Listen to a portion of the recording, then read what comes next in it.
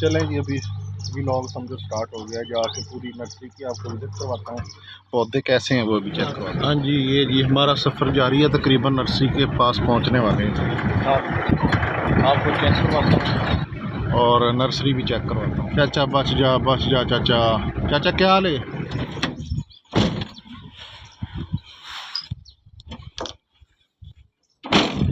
लो जी दोस्तों, पहुँच गए हैं बंदे दे कोल। अस्सलाम वालेकुम।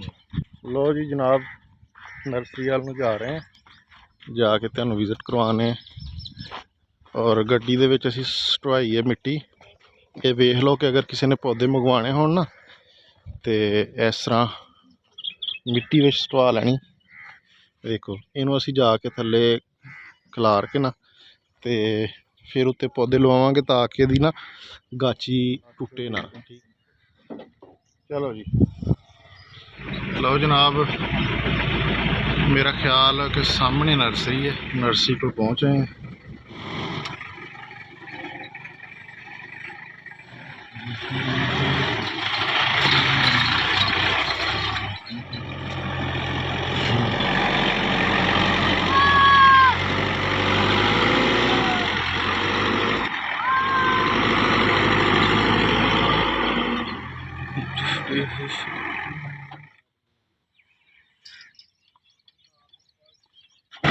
लै भाई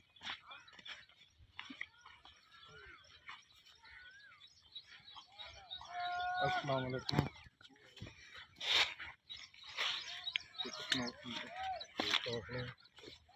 5 मिनट इधर वहा भी मोबाइल होना चाहिए। जनाब किन्नू दे पौधे राशिद है, मौसमी इन्हां दे नाल लगी। अच्छा है, देखो माशाल्लाह मौसमी दे पौधे नाल ते इन्होंने फल शल भी चुकया है। दाना लकीरदार मौसमी दा, यह सारी नर्सरी है। किन्नू ने फल वगैरह इस दफ़ा नहीं चुकया, इंशाल्लाह अगली दफ़ा थोड़ा थोड़ा चुकेगा। यह पौधे जनाब जोड़े असी भाई होरां तो ले, इन्हां दा तुसीं साइज चेक कर सकते। चलो अगे तुहानू चेक करवाइए भी अगे केड़ी केड़ी वैरायटी है। इस मौसमी है तकरीबन है। राशिद है तो कोई दूसरी लगती मैनू मौसमी नहीं, है लकीरदार है। यह पैसे वाली है, इधर फिर लकीरदार होनी है ना। अच्छा जी, यह मौसमी दियाँ दो लाइनां, एक लकीरदार है परली साइड ते यह तकरीबन उरली साइड ते वो है पैसे वाली। ठीक है, यह मिठे दे पौधे ने, यह मिठे दे पौधे लगे ने, यह तकरीबन सारी। और यह तुसीं देख सकते तकरीबन माशाल्लाह पौधा काफ़ी एवरेज है, ज़्यादा बड़ा भी नहीं तो दरमियाना साइज। और तकरीबन रेट का जो दसदे पे रेट मैनू जो लगा है किन्नू का 250 रुपये पौधा। तो बाकी अल्लाह बेहतर जानता कि तो सस्ता भी मिलता होगा, लेकिन मैं खुद 250 रुपये पौधा जोड़ा ना खरीद किया। यह सारी नर्सरी है। ठीक है, इतने बाकी अमरूद वगैरह की नर्सरी कोई नहीं है, नहीं तो भी तुहानू चेक करवादा। यह हुण पौधे तकरीबन पुट्टे गए। ठीक है, इत्थों लोगों ने खरीद के ते अपने अपने ला लाए।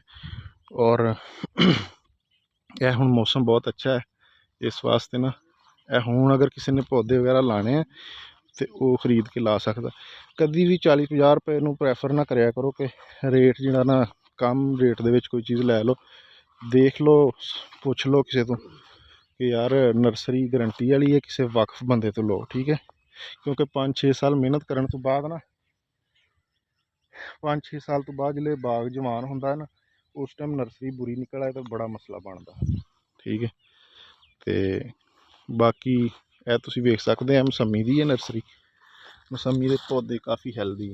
ठीक है, यह देखो यह दरमियाना साइज पौधे है। ठीक है, इस तो ओवर साइज तुसीं खरीदोगे ना तो वो समझो कि किसी खाते च नहीं जाना। जिहड़े तुसीं ओवर साइज खरीदने हैं, एक तो वो जल्दी अपना वो कवर नहीं करते। ठीक है, और जमीन दे विच उन्हां दी सही जिहड़ा ना अटैचमेंट होंदी नहीं। सही है। अच्छा वो चाचा ना चाय लैके आ गया साडी नर्सरी वाला, ਅਸੀਂ ਚਾਹ ਪੀ ਲਈਏ ਤੇ ਬਾਕੀ ਇਨਸ਼ਾਅੱਲਾ ਜਾ ਕੇ ਫਿਰ ਵੀਡੀਓ ਉੱਥੇ ਬਣਾਉਣੇ ਆ ਜਿੱਥੇ ਅਸੀਂ ਪੌਦੇ ਲਾ ਰਹੇ ਹਾਂ, ਤੁਹਾਨੂੰ ਦੱਸਦੇ ਹਾਂ ਕਿੰਨੇ ਫਾਸਲੇ ਤੇ ਪੌਦਾ ਲਾਣਾ ਤੇ ਕਿਸ ਤਰ੍ਹਾਂ ਲਾਣਾ। ਠੀਕ ਹੈ, ਇਹ ਜੀ ਮਿੱਟੀ ਛਿੱਟੀ ਅਸੀਂ ਥੱਲੇ ਜਿਹੜਾ ਨਾ ਬਰਾਬਰ ਕਰ ਲਈਏ। ਇਹ ਥੋੜਾ ਮਿੱਟੀ ਤੁਸੀਂ ਅੱਗੇ ਕਰ ਲਓ ਜਿਹੜੀ ਹੈ ਥੱਲੇ ਪਿੱਛੇ, ਕਿਉਂਕਿ ਇੰਨੇ ਪਿੱਛੇ ਨੂੰ ਤੇ ਆਣੇ ਨਹੀਂ ਕਿ ਆ ਜਾਣਗੇ। ਹੈ 100 ਪੌਦਾ ਟੋਟਲ। ਬਸ ਠੀਕ ਹੈ, ਨਿੱਕ ਜਗ੍ਹਾ 'ਚ ਅੱਗੇ ਆ ਜਾਣੇ, ਬਰਾਬਰ ਕਰ ਲਓ। ਬੱਚੇ ਅਸੀਂ ਫੜਾਉਣੇ ਤੋਂ ਮੁੰਡੇ ਦੇ ਨਾਲ ਕੋ ਆਰਾਮ ਪ੍ਰੇਮ ਨਾਲ ਨਾ ਦਵਾਈ ਜਾ ਆਹੋ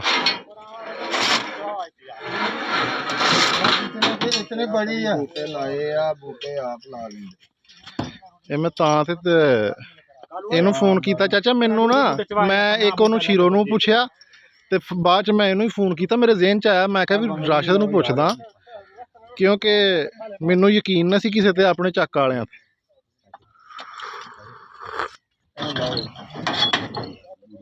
ਇਹ ਪੌਦਿਆਂ ਦੀ ਲੋਡਿੰਗ ਸ਼ੁਰੂ ਹੋ ਗਈ। ਇਹ ਦੇਖੋ ਜੀ ਲੋਡਿੰਗ ਜਿਹੜੇ ਤਰੀਕੇ ਨਾਲ ਕਰਨੀ, ਵੰਗਣੀ ਸਾਈਡ ਤੇ ਕਰ ਕਸਮ, ਇਸ ਤਰੀਕੇ ਨਾਲ ਰੱਖਣੇ ਗੱਡੀ ਦੇ ਵਿੱਚ।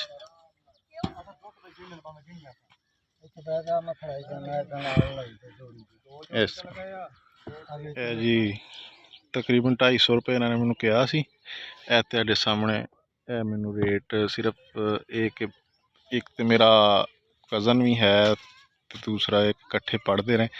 ਮੈਂ ਉਹਨੂੰ ਕਿਹਾ, ਮੈਂ ਕਿਹਾ ਵੀ ਮੈਨੂੰ ਤੂੰ 200 ਰੁਪਈਆ ਲਾ ਪੌਦੇ ਦਾ। ਇਹ ਰਸੀਦ ਕੱਟੀ ਗਈ, ਹਾਲਾਂਕਿ ਯਕੀਨ ਕਰੋ ਇਹ ਆਖਰੀ ਪੌਦੇ ਸੀ ਕਿਨੂੰ ਦੇ ਜਿਹੜੇ ਮੈਂ ਲੈ ਲਏ। ਬਾਕੀ ਰੇਟ ਥੋੜਾ ਹਾਈ ਹੈ ਇਸ दफ़ा, क्यों जो काफ़ी लोग इस दफ़ा फिर बाग ला रहे। पिछली दफ़ा काफ़ी लोगों ने पुट दिते सी कि जनाब इसका रेट शेट कोई नहीं। यह लोडिंग साडी कंप्लीट हो गई, हूँ जाके अगला प्रोसैस है लाने का, वो तुहानूं चैक करवाने।